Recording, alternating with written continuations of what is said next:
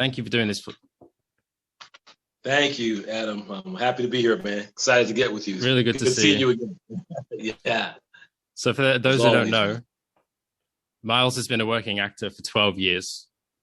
He's been a series regular on Marvel's Cloak and Dagger, with credited roles on Luke Cage, Ballers, Stranger Things, Bloodline, Tonya, Spiderman, Homecoming, to name just a few.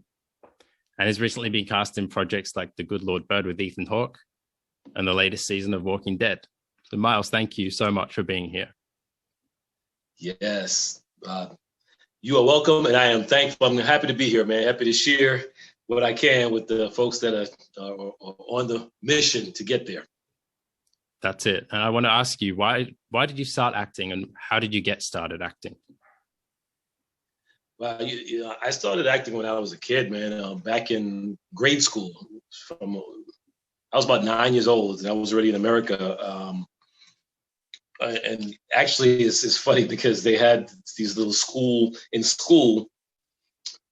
We used to have to put on these performances, and I remember, one of the things was like a line, the cabaret type thing where you're dancing and kicking up your feet, and it was so embarrassing to me because I came from the hood in New York, and that wasn't cool, man. Even at 9, that wasn't cool. But I remember doing that and being embarrassed of not doing it wholeheartedly. And my mom was so mad because she came to see the show and she was pissed off at me afterwards. And she's like, "You better never do that," and blah blah blah, man. She chewed me out. And but anyway, it turns out that I had an knack for this stuff, and we used to have these plays in school. And when I would do the plays, I would always play the bad guy.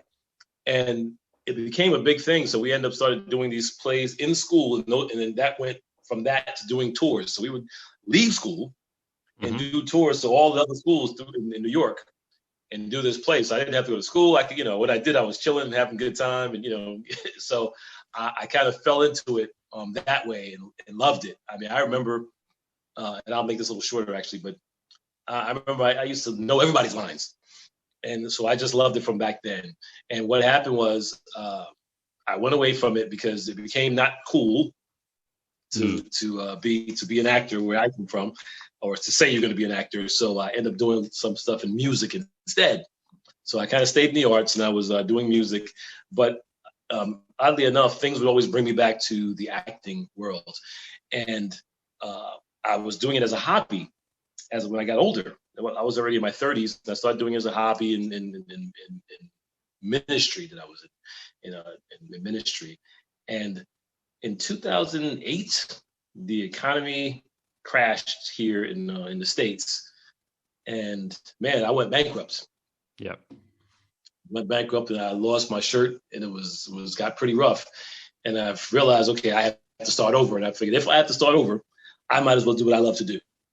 So at the time, I was already doing acting for free. I was doing these ministry plays. I was acting in theater. I was doing these plays, and I was going on tour. Little short tours. I go here and there and do some shows, a couple shows a month, or whatever. And I was doing a little independent projects, but they were calling me back for all these independent projects, and everybody wanted me to work for free. I figured, okay, well, if so many people are calling me, then I must be able to get paid for it. I went and got an agent, and that's how I started acting professionally, because I had no choice. Started doing stand-in work, anything to kind of keep money. So I figured that's like on-the-job training. It's getting paid like $150 a day to be a stand-in, but it was a good training ground for me to learn film and theater. Yeah. Mm-hmm. You were stand-in for Denzel, weren't you, in a movie? I was, yeah. Mm-hmm. Yeah, Flight, and yeah. Learned a ton of stuff there. So, yeah. Mm-hmm. So when you say back in the day it wasn't cool to be an actor, was that just culturally, like you were judged for saying that you wanted to be an actor? Yeah. It was, I grew up in a little rough area. So wanting to be an actor was kind of, it just wasn't the cool thing to want to do. It was like, oh, you're a punk. If you want to be an actor, you're an actor. Yeah. So music was cool. Music was cool. Yeah, music now. Yeah, music has always been cool for some reason. And music was cool. And I liked music too. It's just that, I knew too many people that could really sing for me to think I was a singer. Yeah. So, went into on the production side. But I had a lot of good times and, got to, go around the world. And so I had my fun times with music as well. Yeah. So how did you get your first agent? When did you get your first agent? I was, when I was doing the plays and standing work, I started taking acting classes as well. Actually, before the standing work, when I was doing the plays, I was taking some acting classes, and the coach used to bring in agents every once in a while, and she brought in an agent, and that agent, there was a go-see. The agent didn't sign anybody, but there was a go-see, and the agent sent a lot of us from the class to this go-see. It was like a print job for Walmart. So I just went. It was my first time ever going on a, go-see, and I went down there, and they were like looking at me and they said, "Oh, this is a fresh face," and they thought I had a fresh face, and they liked me, and they hired me for that Walmart print shoot. So that's how I got. And then since they hired me, she took me on as a client, and that's how I got my first agent. For those who don't know, go-see is a meeting, right? Yes. Yeah. So go-see is a meeting typically where you just for print jobs where you pretty much just show up there. They see you, they take pictures of you, talk to you a little bit, and you go home. If they like you, for the shoot, they call you back, call your agent. Mm-hmm. And that just got the ball rolling from there. Yeah, that got the ball rolling, and I started auditioning and that type of thing. Yeah. So how many auditions were you getting at the start? Oh, okay. So back then, and I was at the time I was living in Atlanta. And Atlanta then in 2009, 2010 wasn't what it is now. Atlanta, tons and tons of projects now, but back then it wasn't. So it was a lot of industrials. You had a few TV shows that would shoot there. This guy Tyler Perry would do some shows. He had a studio there, and he would do shows. So I would say maybe once a week or so, I would go on auditions, or go-sees, or in the different things. Sometimes every other week. Sometimes it would skip a week, sometimes a little more, but typically about once a week. Yeah, that's pretty regular. Once a week is pretty good when you're starting out. Yeah. When you start, that was pretty good. And again, there was times when maybe it was twice a month. I don't really remember. I know it wasn't as much as I wanted, because I started getting frustrated, because at one time I had a lot of agents. I had like 80 agents at one time, because, the agents in where I was, they would kind of dole out the audition. So if they sent you an audition, a good audition this week, and when I say auditions, that's for everything. That was commercials, television, film, whatever was available, or in industrials. But if they sent me on this one this week, or today, if there's another project, they might send the next person instead of me. And I wanted an opportunity with everything. Mm-hmm. So, so I end up just taking on more agents to kind of try to get more opportunities. Now, were they just based in different areas, or was it all in the same area? Yeah, they were based in different areas. I was, again, because I went bankrupt, I was under pressure. I had to kind of bring in some money. So, I was doing quite a few industrials, which was good. I mean, but what happened was I started getting agents in different areas around the East Coast. So I had agents in Florida, North Carolina, and Tennessee, and all this kind of stuff. So I had all these different agents, and so I was doing industrials and little jobs all around the East Coast. And as I started getting more television shows, then I started being able to pick up shows here and there, and they're little, a couple lines here, a couple of lines there, and yeah,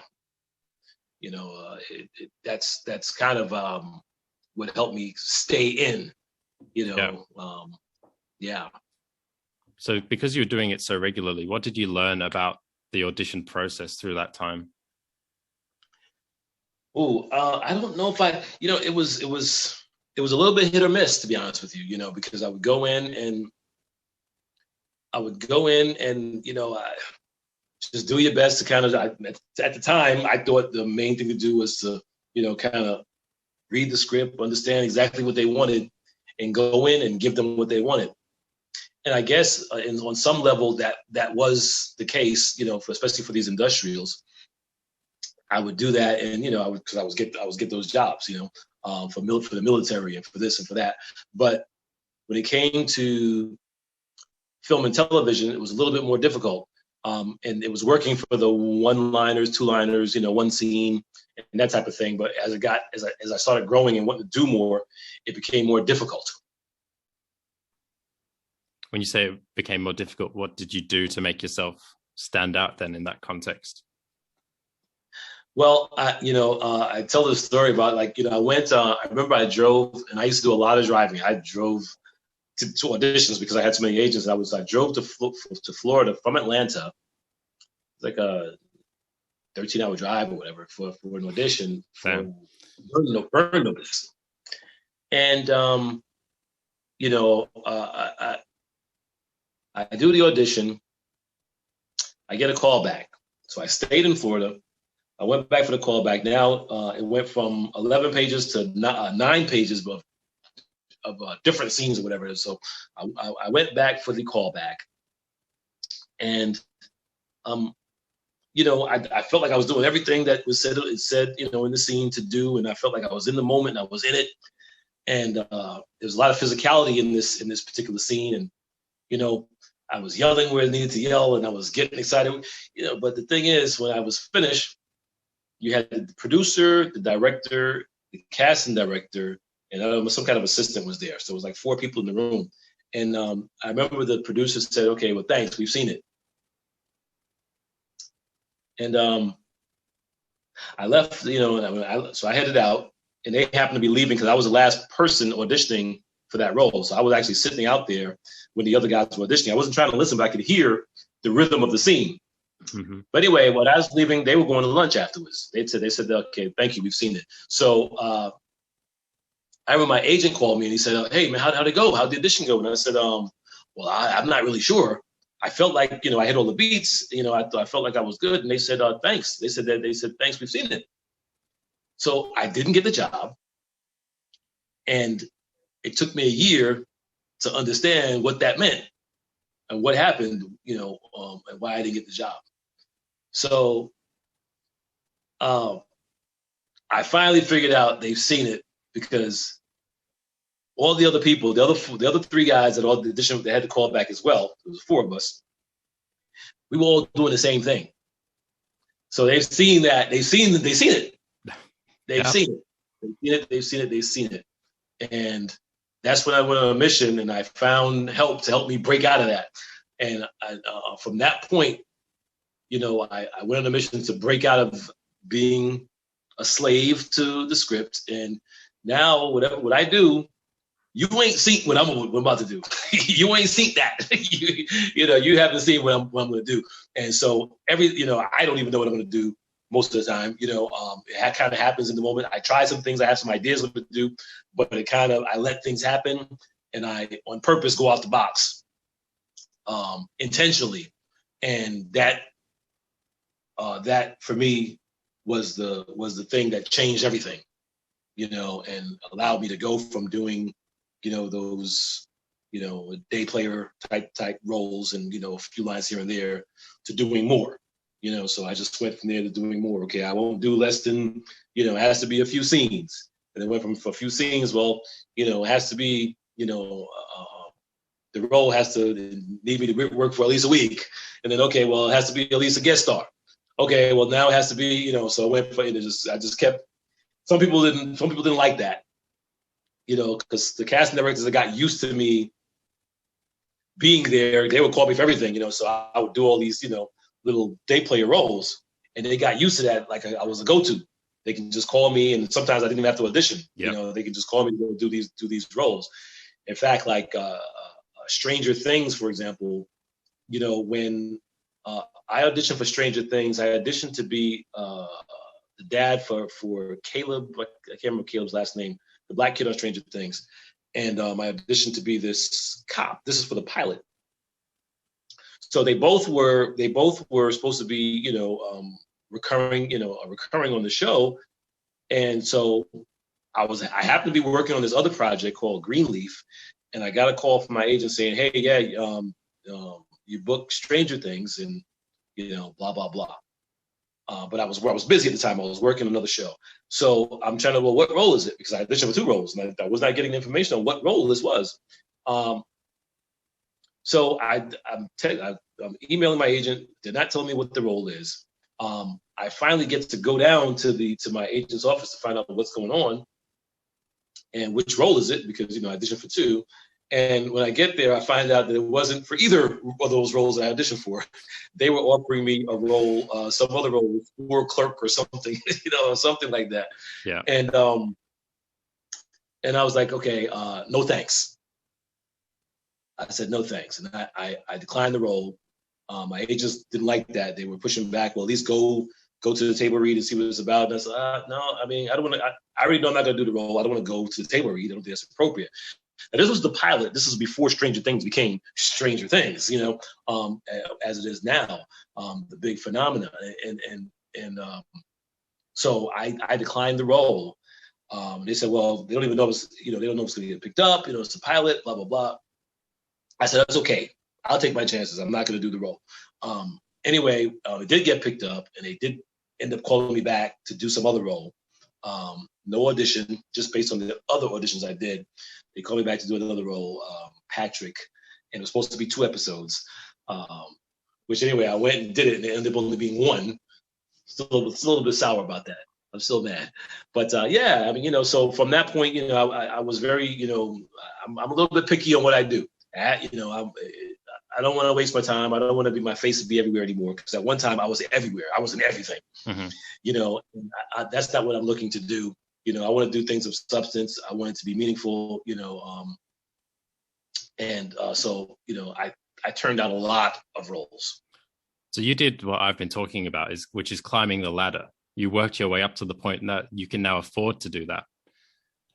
So with Stranger Things, when you did that audition, and they called you back for the role that you had never even auditioned for, you'd earned that because of your audition. I'd actually like to talk about your Stranger Things audition, because I actually went back and watched it on YouTube. And okay, yeah. Was that for the original, like the pilot? Yeah, that was for the pilot. And that was the cop? So it was that and the cop. Yeah, that was, yeah. Mm-hmm. So there was a cop and there was the dad. So yeah. I put that one up there on YouTube. Oh, you saw that? Yeah. Yeah, I'd love to repost a clip of that, because I watched it and I was like, man, he's doing all the things that I've been talking about in terms of standing out in an audition, and no wonder they liked it, because it was great. Like, yeah.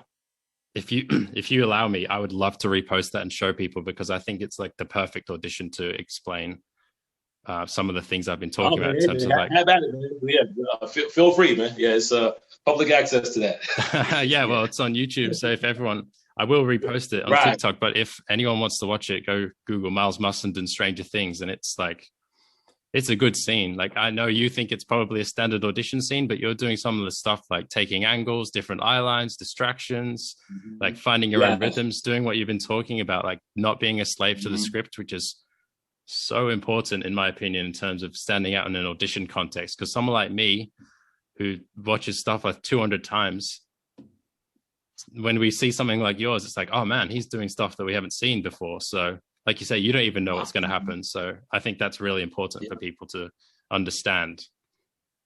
I think really that's key to getting casting directors to be in demand with casting directors, because that's what ended up happening. I ended up being in demand with casting directors, where at times they would call me to audition for stuff that they know, we both know I'm not right for that role, but they would call me in anyway, and I don't know why, to see what I was going to do or whatever. Because they like you. Yeah. And I would just go in and, just do my thing. So, it's just, and just create. So, I mean, I guess then you get in the habit of just creating things and, and taking chances and, being bold. Sometimes it's really wrong too, Yeah, but it's unique to you. You're giving them your best work in terms of like, this is me. If I'm not right for the role, that's fine. But this is what I do. And this is what I present to you. Yeah, because actually, even for like the guy, I did this show called Graceland, also in Florida. It was the same producer for Burn Notice for the show Graceland, and he But he said to something interesting, and this might be good for your listeners as well, is that he wanted to find something from me from the first time he saw me, is what he said. And this is even before I started, changing how I did my auditions.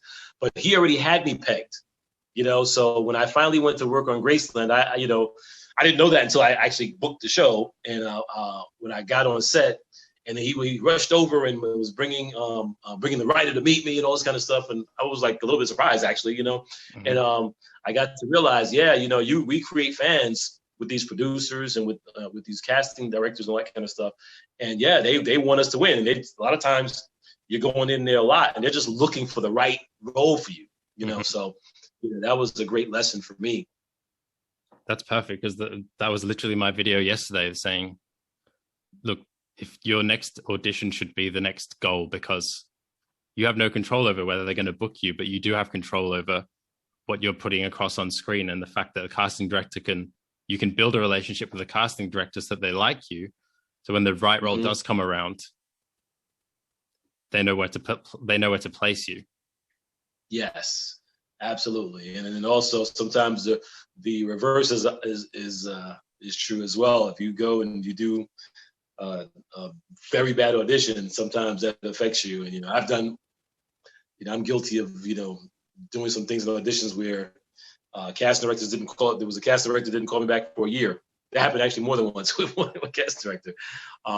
This was early before we were self-taping a lot. I remember I was in LA for a flight, the thing I was doing with Denzel. I was just going to do an insert. Little pickup scene that we were doing in LA. So I got an audition for this project. Jackie Birch, this casting director, she's an LA casting director, but she's now in Atlanta. But and she wanted me to audition for this film, and I was in a hotel in LA. I didn't live in LA. I just was out there for the project, mm-hmm. and I didn't have a reader, so I tried to put it on tape. And this is before tape became, a thing. And I tried to put it on tape myself. I didn't have a reader, so I was doing the scene and then miming the words, like try not to move my lips, saying the other person's part, like you went down and whatever, and then say my part, and then say the other person's line. Oh, so you're reading the reader's lines.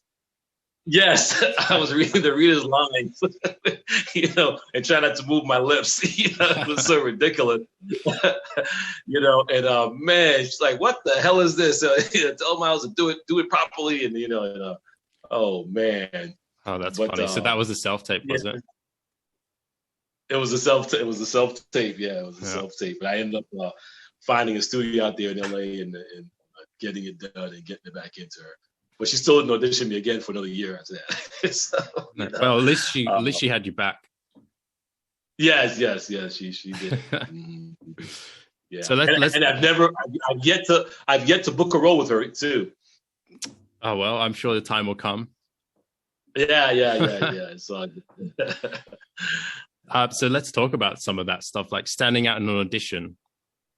I've been talking about it a little bit, and you've mentioned some of that stuff there. But what can you do to stand out when you're reading the same script that everyone else is reading? Man, it really is all different. Really is what inspires me at the time. But just the little things of, if you look at the Stranger Things audition that you mentioned that's on YouTube. Okay, so in doing that audition, not in the scene, but before the scene, since the scene required I was at a bar at the scene, before the scene, I had a drink. Now, I'm not encouraging anybody to drink or use any kind of, drugs or anything like that, but, I had a drink, though. I was at home, doing a self-tape. I had a drink. And it just so happens that, in the audition, so I'm doing the audition scene, so I might have drank something right before, while the scene was starting. My drink just left frame. So I'm actually putting down the drink. It just left frame. In the audition, you're not going to see it, but I just finished drinking, and I'm responding, and I'm talking. And but one of the things that I didn't expect was I burped. I didn't burp on purpose. It just so happens that I burped. You know what I'm saying? So, but that's something that nobody's gonna expect. I'm like, and it's like something probably nobody else is gonna do. And again, I didn't necessarily do it on purpose. It just happened. The little things like the angles that I take to the frame. If I'm gonna, if I'm trying to, depending on what I'm trying to denote, I might get closer to the frame to say something, and if I want to get a point across. So, I mean, I did an audition the other day where I hugged somebody, and all you see is me talking to them, and you only see my neck moving. You see, so you see, so I mean, the thing is though, it's tricky because for new actors, you might not be able to get away with some of the things that I get away with, because the casting directors know you. Yes, they know me. So even if I do something crazy, they know I'm not crazy. They know I've been working several places. I have a good reputation of going on and doing my job and doing it well. So, whereas if you do something like that, they might, so you have to be a little, maybe be a little more careful if the casting director doesn't know you. I was doing an audition for this project a couple of days ago, and for this DC project. And one of the things I did, I started the scene, and for the scene, I started the scene perched up on top of the desk. I started the scene there, and then I came into the scene. I came down and started and talking, from the scene. So that's something that probably nobody's going to do, or you're going to see anybody do, because you're going to see a standard, just like kind of like the headshots, and you see all the headshots are the same. It's going to be the standard thing with an actor in the frame, just doing, and talking to the person, and that's it. Yep. So just those little things like I might, I might hit my leg or something, little things like that. So that's like just having an unexpected sound, that they don't expect. All those things have an effect, because it's affecting their, like, okay, like I did an audition, and again, I didn't necessarily plan it, but when I was doing the thing, I hit the table, boom, and like when my daughter and my wife was watching it, they both jumped. You know what I'm saying? So yeah. It's affecting people. You know what I'm saying? So they're being affected audibly, visually, emotionally, in all these different ways by the things that's happening in the scene. And I mean, you can't help but, it's compelling. So it's finding your own different rhythms. It's finding something that makes you, because when you watch something 100 times, it's the person that snaps you out of the rhythm of the scene and the rhythm of the dialogue and everything else. But, and I know you're talking about doing stuff that sounds like kind of extreme. Like people go, oh, well, I can't go and like hug the camera, or I can't stand up on the desk, because the casting director will be like, what the hell are you doing? But it's working your way up to that. It's if you can take even the simplest thing of taking a different angle, having multiple eye lines, just being distracted, making sure you're not eyeballing the reader the entire time. That is just the basics. And then that's when you start building off and like incorporating your own rhythms, things like that.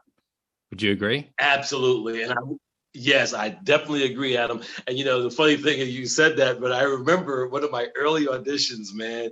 I was green into the thing. And now that I think about it, I used to do a lot of crazy things back then. And I moved away from it and started playing safe. But I remember being at this audition. It was for some little independent project. And I'm in the room, and the character, it wasn't even on tape. It was just in front of, like four people were sitting there. And I'm doing the audition. I remember I got up on the windowsill, and I was scaling the windowsill. And I remember turning around, and they were like looking at me like, what the hell is wrong with this guy? So yes, I look completely crazy. I remember doing another place, and I had sometimes you do scenes with other people in Atlanta, like especially for commercials and stuff like that. And I remember jumping on somebody's back, and my scene partner, he didn't expect that, so he was looking at me like I was crazy. So you have to take it with a grain of salt. Don't go crazy. You have to build up to it. And I'm not going to walk into a room where they don't know me and do something weird and crazy like that. I might do something else. I might give different angles. I might slap my leg. You know what I'm saying? But I'm not gonna I'm not going to do something that they are going to perceive as, okay, they can't, it's too risky. They don't know if this guy is stable or not. Yeah. And also, like, when I was on a table and that the other day, that was a self-tape. That wasn't in the room. Mm-hmm. So in the room, I'm not going to stand on anybody's furniture. Don't do that. Don't go in anybody's room messing with their stuff. Nope. No. But for self-tape purposes, I was able to do that, and it actually allows us a lot more freedoms on tape, actually. So I actually love self-tape. Yep, self-tapes are a game changer. I mean, they've been around for a while, but now because of COVID, everyone has to up their self-tape game. And if you can stand out on a self-tape, which I would argue you definitely can because you have more control, that will afford you way more opportunities down the track because you're able to be memorable. Like what you're talking about is being memorable in an audition. Like, sure, you jumped on somebody's back, but I can guarantee you they remembered it. Yeah. I mean, they kept calling me back. I admit that, but I did not get that job. But yeah, and then also, like, even if you do something, as long as you're memorable, even if you didn't do what they were looking for, they will still try to give you an adjustment. So you still might get another shot at that opportunity, or they will remember you for the next one. And I know for me, that's been my thing. And a lot of times, it's and being that I'm a late bloomer, I remember it wasn't that long ago when I was, struggling trying to get work and being, kind of getting depressed, from not being able to, do the craft and make money and doing what I love to do. And now it's like, okay, unfortunately, I turn down more stuff than most people get offered, and it's, and not also just because I want to turn it down. Like a lot of times I'm working. Like if I'm working on this show, especially now with this bubble, I can't sometimes do other stuff. Like before, I could just jump over here and go do this show and do both, jump back and forth. But now it's very difficult. I was supposed to go do NCIS, but the dates on this show got changed around, and because of COVID and the quarantine periods, I had to decline the NCIS role, which I really liked. I really wanted to do. Mm-hmm.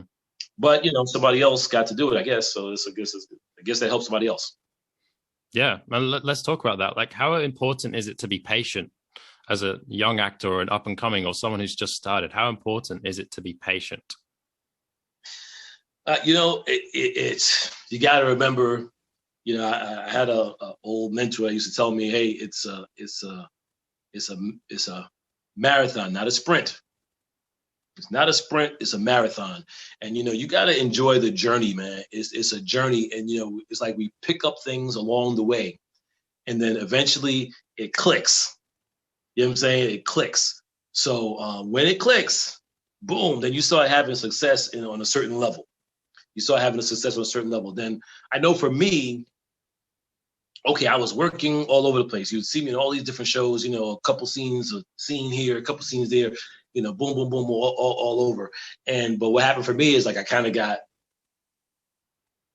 to the point where, okay, I just want to do more. I want to do something more meaningful. So, it forced me to kind of push myself. Okay, what do I need to learn to be able to do more?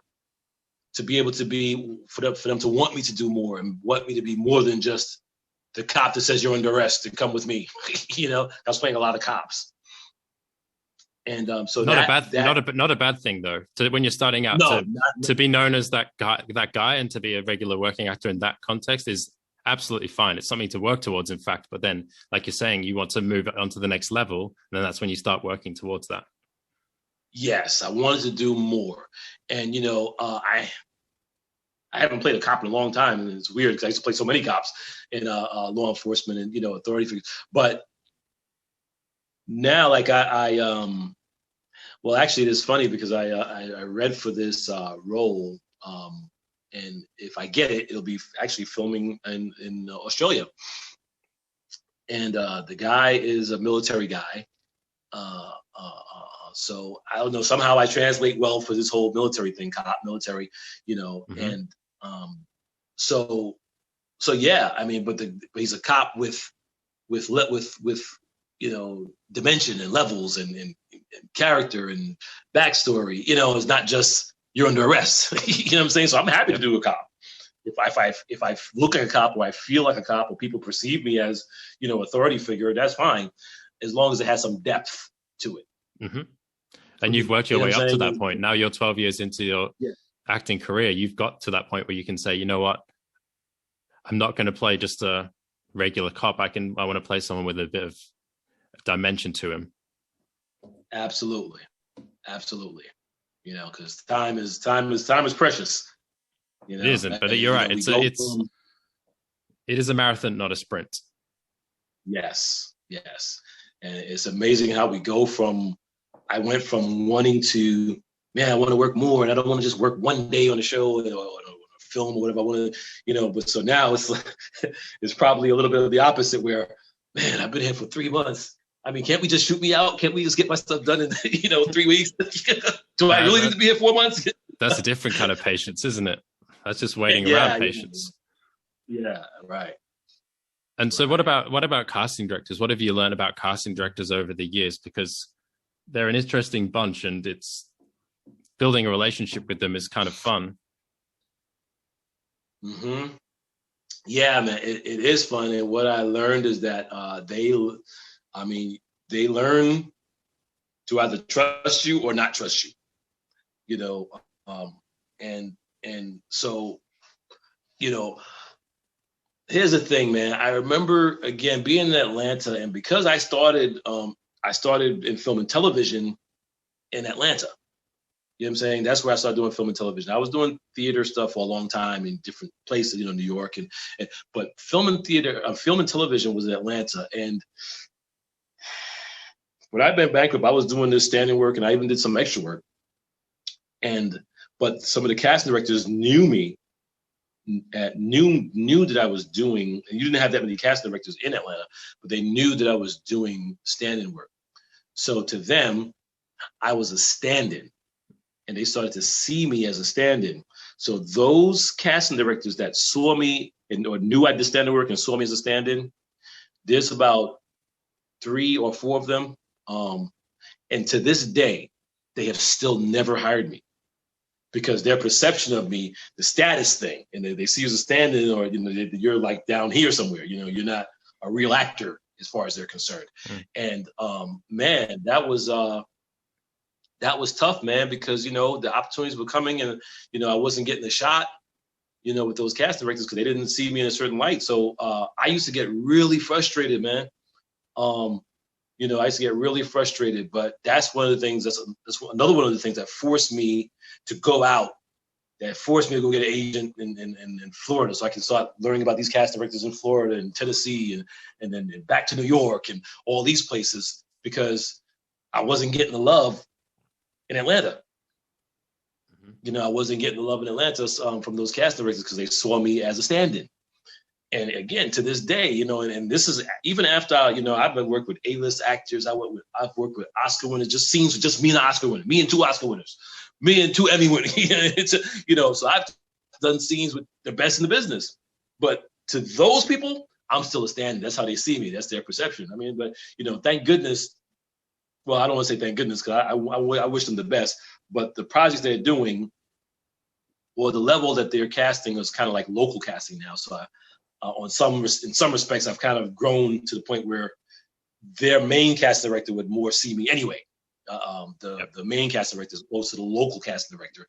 So fortunately for me, I can still work on projects, any of those projects, because those casting directors on the next level, they know me as a series regular, or as a guest star, you know what I'm saying? As a potential lead. And that perception is different. So the perception that you build with the casting directors is very important. You don't want to be a needy person. You don't want to be a person that's on a lower level or whatever, where they look down on you. You don't want to be that guy. So, you know, you're not begging for anything. You know, you bring your gifts, and if it works well with what they're looking for their producer, great. You know, those casting directors, you know, it's the ones that don't show me love now. It's part their fault and part my fault, because I was that needy actor. Hey man, you know, give me a chance. Give me, so I helped create that perception. It's their fault now too, because they're cheating their producers, because if they know that because I have a place in Atlanta, and if they know I could be a local in Atlanta, and they're not showing a producer my work, that's ridiculous. They're not doing their job. If you didn't show them me, you ain't doing your job, because I mean, that's to my home. I'm just saying though, I've established that I can do the work, and I can do it well. So you are not doing your job if you didn't show them me. But it is. I was going to say that's interesting considering now you've got the experience and the credits. If they still wouldn't consider you, that's pretty ridiculous. Yeah, well, it is what it is. But you build up relationships with other casting directors, and for those casting directors, like you said, was it just you just bringing your gifts and giving them an audition that was different that built up the relationship, or was it something else? I remember a mentor of mine said, no, actually, it was either a mentor or a friend of mine. But he said something. He said, you need to find 5 casting directors that love your work. If you can find 5 casting directors that love your work, you can have a career. And I found that was true. I happen to have a few more than that now, but once I had 5, I was pretty much getting work regularly. I was getting work. Once I had 5 casting directors love my work, I was working consistently. So it's a combination of again them just knowing that you do good work and they can trust you, and I've talked to a lot of up and coming actors, and the thing is, I think one of the main things is to not make casting directors feel like they're doing you a favor. You don't want to be arrogant either, but you need to exude confidence to give them confidence. Yep. Because if you come in the room and like, oh, did I do okay? Is that okay? That's a good job. Because so now you got the casting director trying to make sure they do a good job for the producer. And now you trying to do a good job for the casting director. So everybody's like little sheep begging. No, you gotta exude confidence. You go in there and do what you do. That's something I've said. You do what you do, and you walk out. Thank you. You know what I'm saying? You appreciate them bringing you in, and you bounce. Yeah, an audition is a collaboration. It definitely is. It's a collaboration. Absolutely. It's not one or the other. They want you to be great. Like they want you to be good, and you want to give them your best. And then, yeah, like you say, you bounce. Yeah. And then, sometimes you're going to have off days, just know that. I mean, one of the things that I had to embrace was, like I and everybody's different, man, but sometimes I remembering like a lot of dialogue sometimes is difficult for me, depending on what it is, especially too, if it's like stuff if it's like a way I don't normally speak, it's difficult to remember a bunch of jargon sometimes, the way that lawyers speak and stuff like that. And so what I had to do was I had to learn how to, if I'm in the room and I drop a line, that doesn't mean you have to break character. You stay in character, and what ended up happening is now I find creative ways to work through it, and that ended up being part of the fun for me. And now unexpected magic happens. So I embrace that. I embrace that now where, okay, something magical could happen.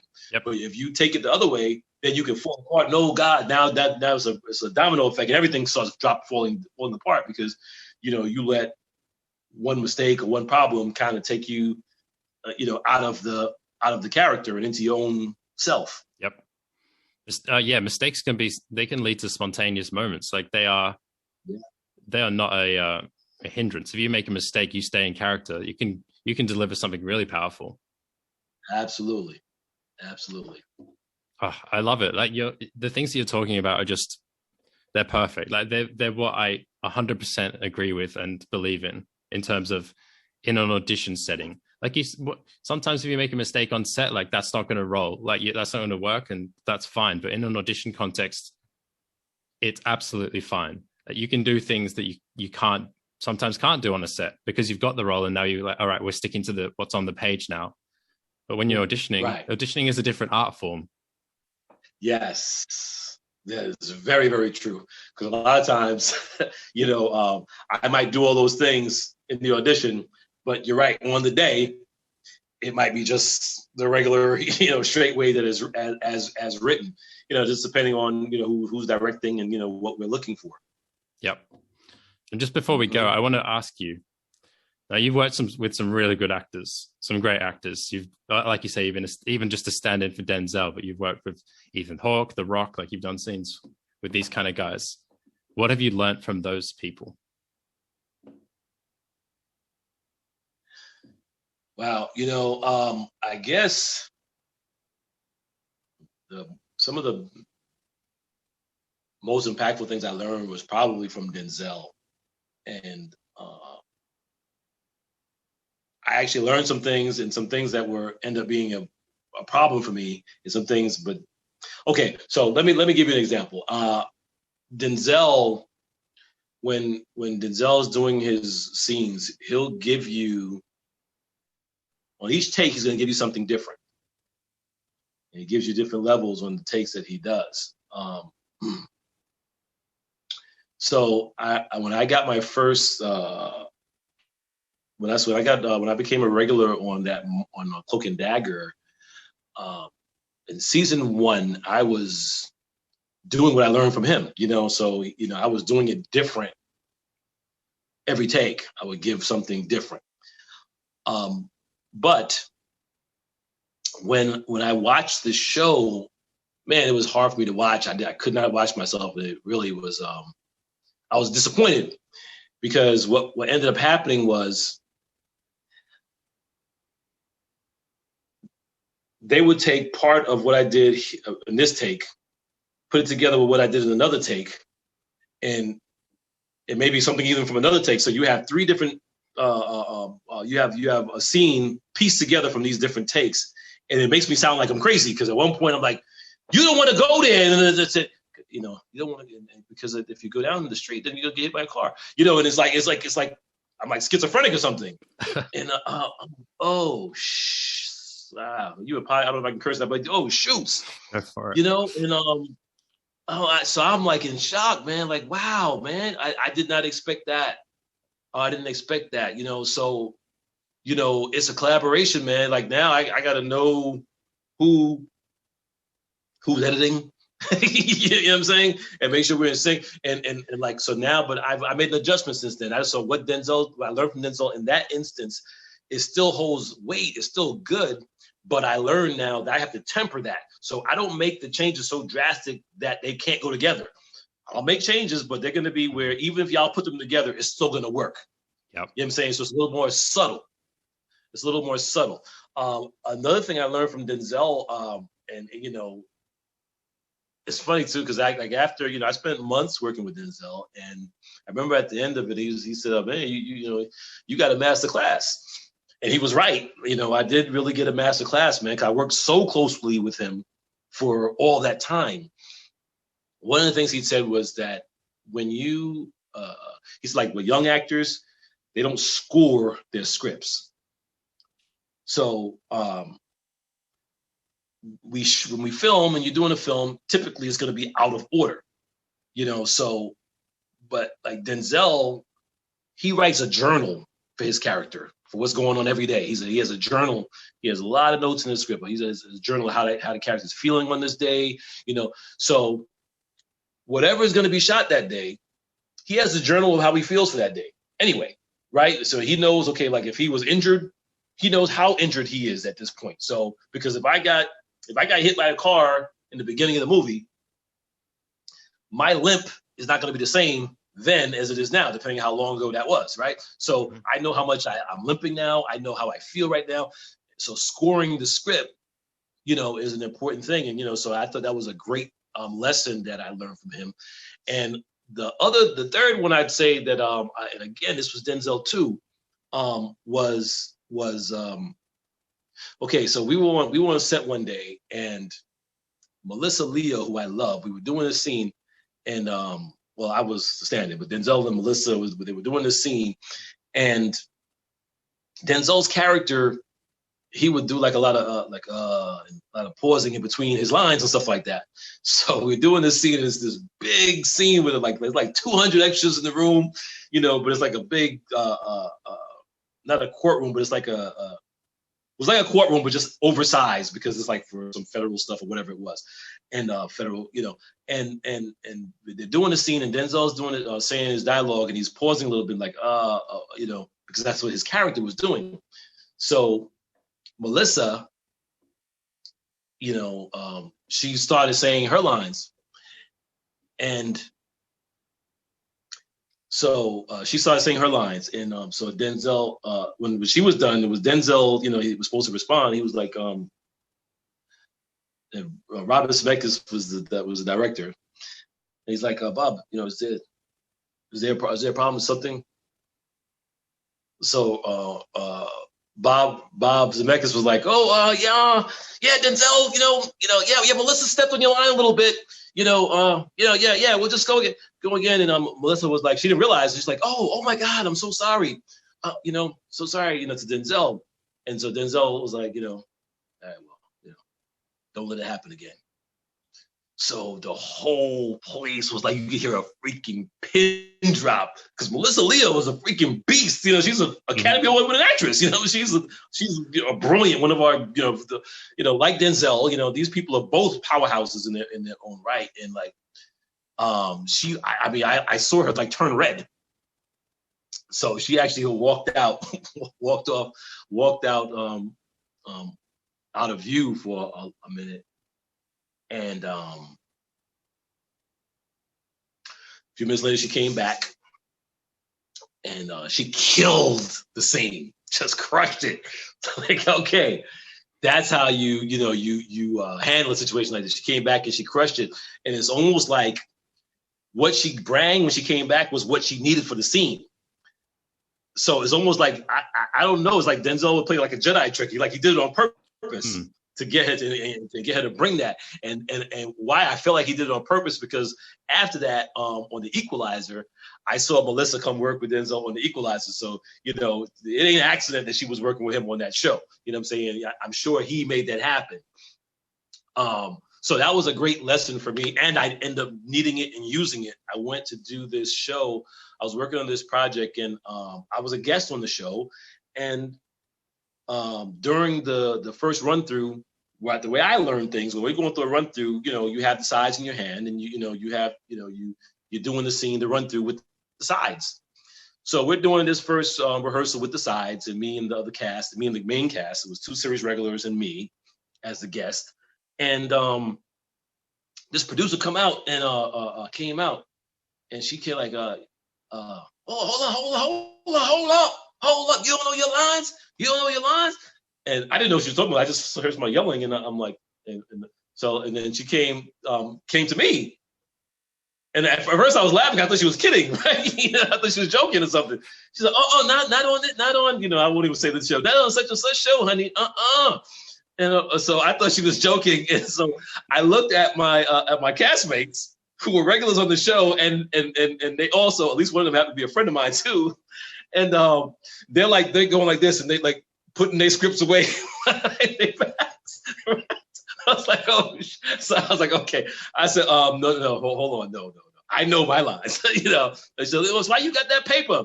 Talking about the script. I said, no. I mean, matter of fact, we can shoot right now. But like the whole place was quiet because she's yelling, and she's yelling at me at the guests. Everybody else is there all the time. And so after that, it's hard to really, it's tricky to do a scene when that happens. But because of what happened with Melissa and Denzel, I've seen that before, and I had the experience. So, and it just so happened that my character starts the scene from outside and comes into the room. So I said, yeah, let's shoot it. She says, okay, let's go. And so I went out. By the time they set up, I had a minute or two to kind of focus and get the scene.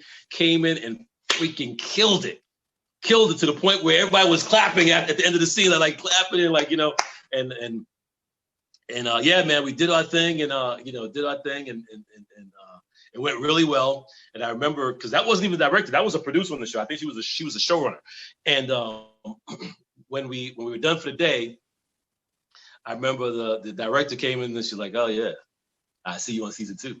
She gave me the wink, you know what I'm saying? So, that was an important lesson that I learned from Denzel. So, and hopefully your listeners here, can take something from that. No, that's a great story. That's, I love that. Oh, that's awesome. And Miles, just one more thing. for actors who are starting out or young actors, as we've been talking about, what is the one piece of advice you would give to them?